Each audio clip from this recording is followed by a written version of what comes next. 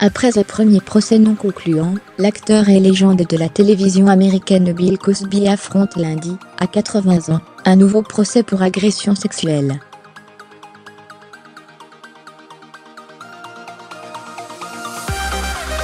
C'est le plus important depuis la naissance du mouvement #MeToo et il s'annonce difficile pour lui.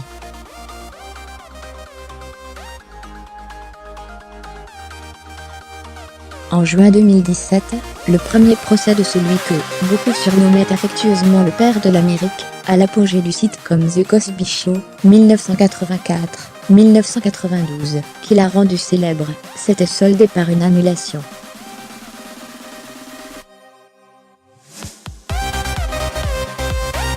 Les 12 jurés réunis dans la petite ville de Norristown, à 30 km de Philadelphie, étaient restés divisés sur la culpabilité, ou non de cet octogénaire, symbole de promotion sociale noire, et de droiture morale, jusqu'à son inculpation en décembre 2015, accusé d'avoir agressé sexuellement une ancienne basketteuse, André Constant, à son domicile en janvier 2004, après lui avoir fait avaler un puissant sédatif.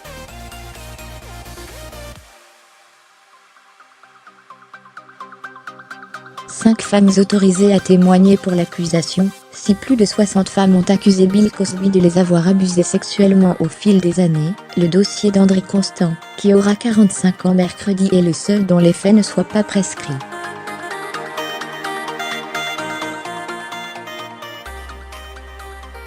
Des allégations qui ne sont pas, sans rappeler les nombreuses accusations contre des hommes de pouvoir, révélées par le puissant mouvement #MeToo depuis octobre, dont Bill Cosby pourrait faire les frais lors de ce second procès.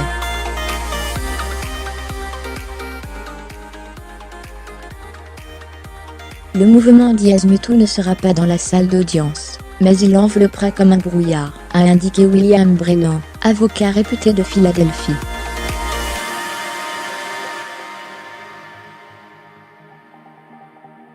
Il a imprégné les médias et notre société, comme l'odeur du cigare. L'influence du #MeToo a d'ailleurs été une des questions test posées pendant la sélection des jurés.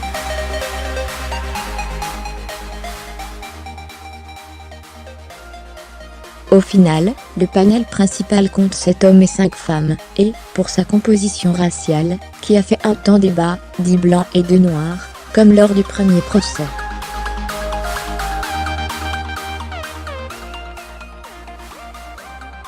La défense a déposé vendredi une motion contre l'un des jurés blancs, qu'elle soupçonne d'être partial.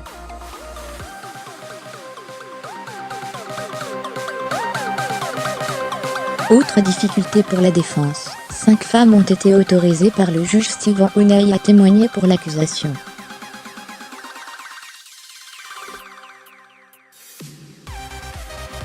Toutes affirment avoir été, elles aussi, victimes d'abus commis par Bill Cosby, qui les aurait droguées au préalable.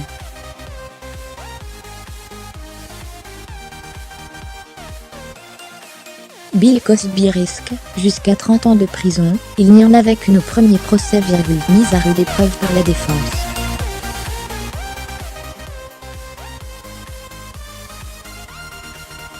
Elle ne reviendra pas cette fois. C'est un énorme souci pour la défense, estime William Brennan.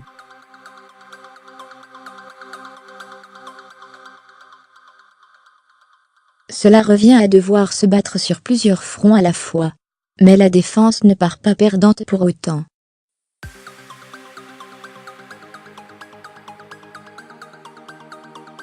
L'équipe d'avocats du comédien, désormais emmenée par Tom Mesereau, un expert de ce genre d'affaires, a déjà montré qu'elle irait au-delà des moyens déployés par l'équipe précédente.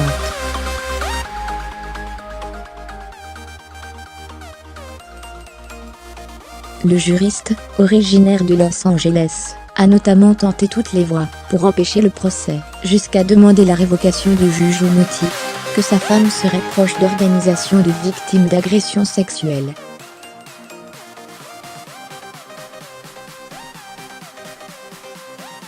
Tout le monde s'attend à ce que cet avocat aux épais cheveux blancs, réputé redoutable en contre-interrogatoire, se montre particulièrement incisif, contribuant à allonger la durée du procès.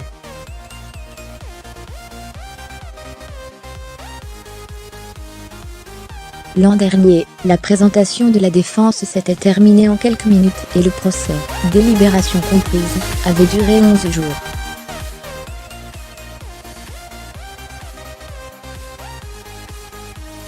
Le second pourrait durer un mois. S'il est jugé coupable, Bill Cosby, qui a toujours assuré qu'André Constant était consentante, risque jusqu'à 30 ans de prison.